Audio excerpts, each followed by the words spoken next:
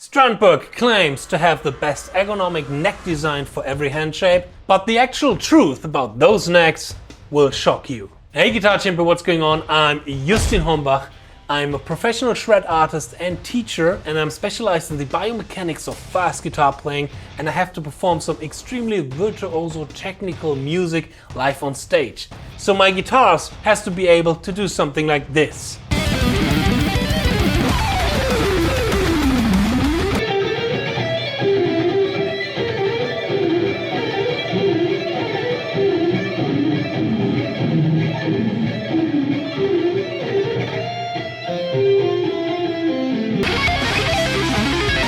And why the Strandberg guitar, especially with this neck, can't do it, we will find out in today's video. Here we go.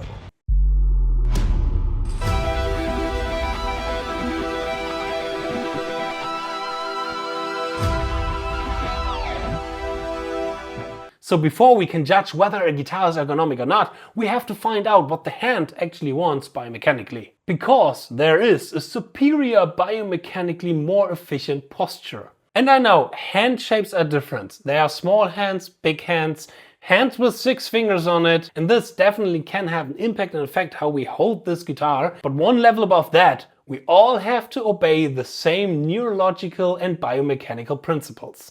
And as I always say on this channel, we can dump them down to one concept, the AUCE concept, avoiding unnecessary consumption of energy.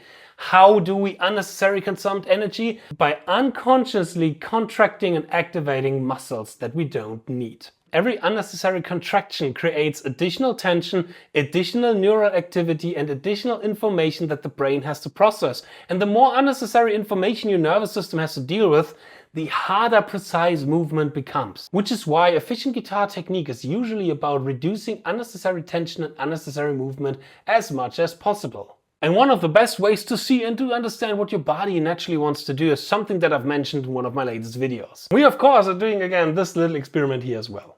And for that we're shaking off our left hand really fast for at least 10 seconds to fully relax our muscles in our hand, and then we're letting it hang it down really loose.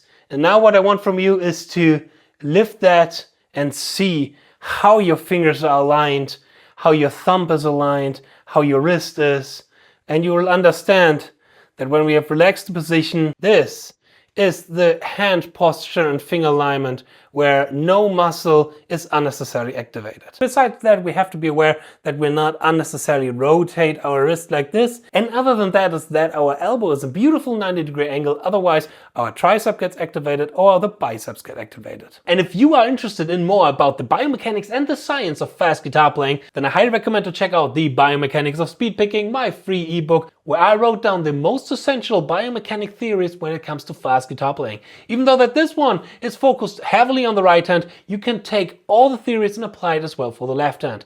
Check the link in the description box to get the biomechanics for free and download it right now. And now the guitar should, in the best case, adapt to the biomechanic of our body, not the other way around. And this is where I personally think that the Strandberg design starts creating problems, because the entire Endur neck concept is built around the large central ridge running through the neck.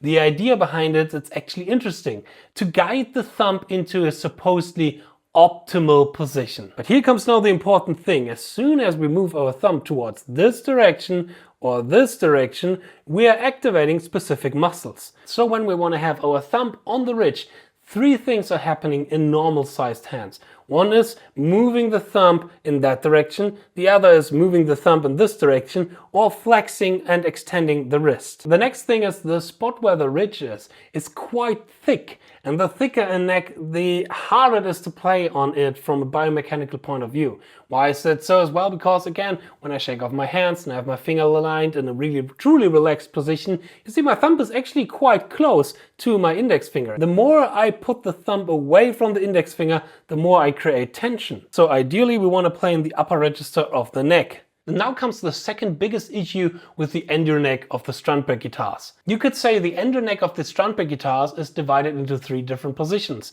the lower position, the ridge, and the upper position.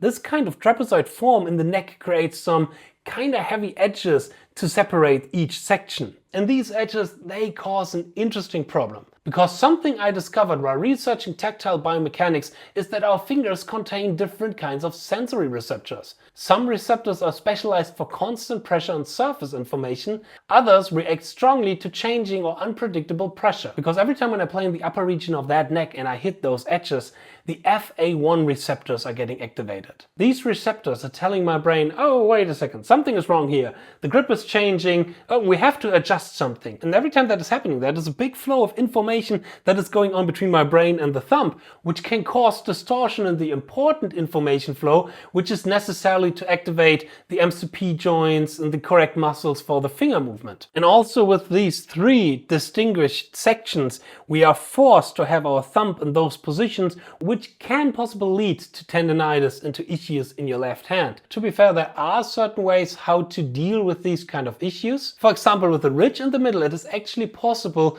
to have your thumb in a good relaxed position without rotating your wrist or something like that, and still have it on the middle ridge by having the Strandberg position like this. But then again, we have the problem of our elbow being not in a 90-degree angle. But you can have the most expensive and best guitar in the world, it will not make you a better guitar player.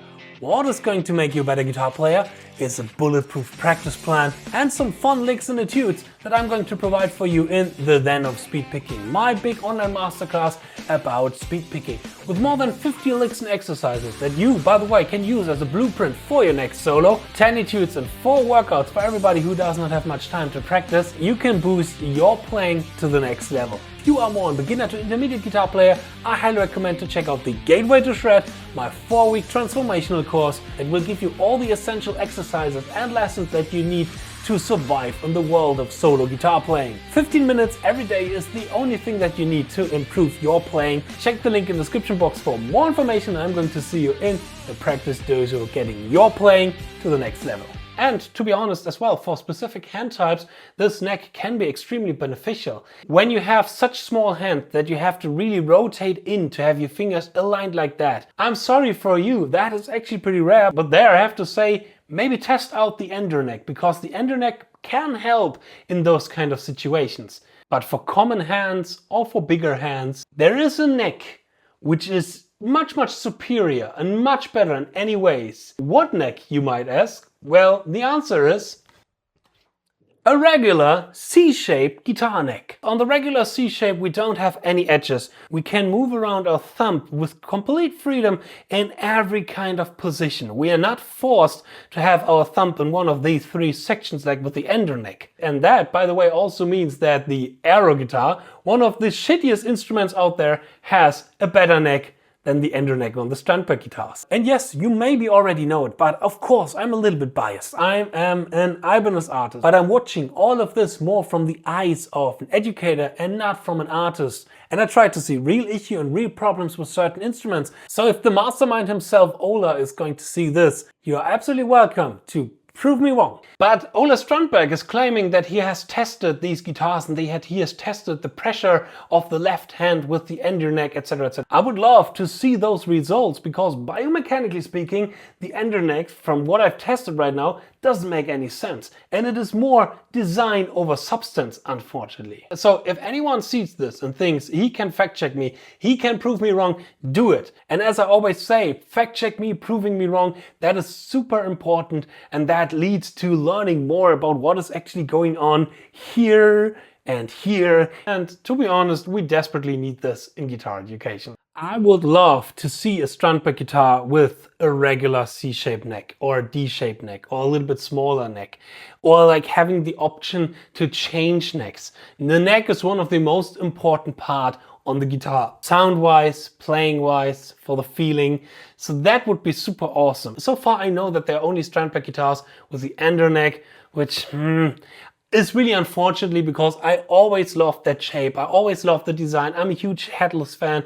Fortunately, Ibanez nowadays has the Quest out there as well with a neck that I absolutely prefer. But again, sound-wise, design-wise, shape-wise, I love the Strandberg guitars, but the neck is killing it. Alright, and so much for today's video. I hope you liked this little video. I hope I'm going to see you in my next video. Feel free to subscribe, leave a comment, leave a nice comment, leave a like, and I wish you a lot of fun as always, learning, practicing and mastering the guitar. Cheers and power your progress. Bye.